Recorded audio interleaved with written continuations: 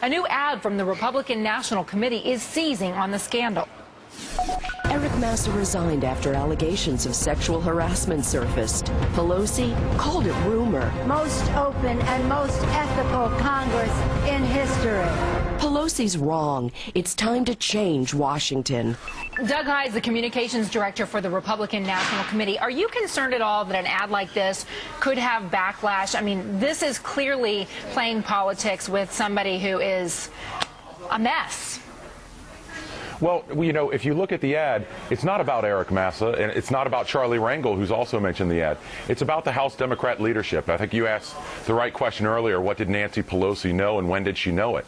You know, she pledged to have the most ethical and open Congress in history. Well, we know, obviously, that she fell short of the ethical pledge. And to steal the old Charlie Rich song, with all the health care meetings behind closed doors, clearly it hasn't been the most open either. It's a real problem, and it's troubling to a lot of Americans. This is not just a Washington, D.C. parlor game. I mean, here's the thing, Doug. I can't count the number of Republicans who've come on with me on MSNBC and demanded that the president and Democrats get the focus back where they say it should be, on jobs. And yet here the RNC is playing an ad that just plays off of the scandals that some of the Democrats are going through right now.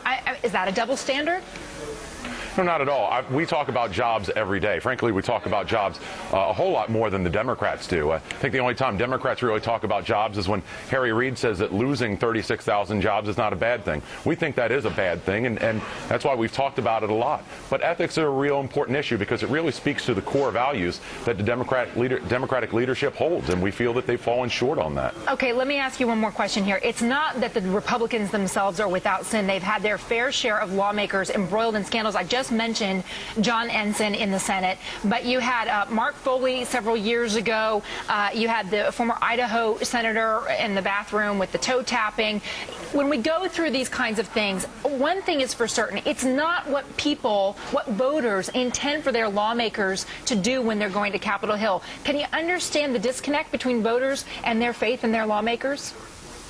Well, absolutely. And again, this isn't about any one particular person. This is about the larger pattern. Yeah. And it's not just Nancy Pelosi. You know, look at the White House. Joe Sestak in Pennsylvania has joined his... Okay, so what responsibility do Republicans have in that same thing? They're in Congress. Is it time for them to stand up? And I think John Boehner, Minority Leader Boehner, and I'm hopeful that we'll be able to call him Speaker Boehner in a few months, all right, has really put the best foot forward to get to the bottom of this, to find out what Speaker Pelosi knows. And again, you know, look at Joe Sestak in Pennsylvania, Andrew Romanoff in Colorado have said that the White House have offered them jobs to get out of their Senate race. Yeah. You know, Darrell Issa from California has been a real hero in pushing that. And these are answers that we need to know.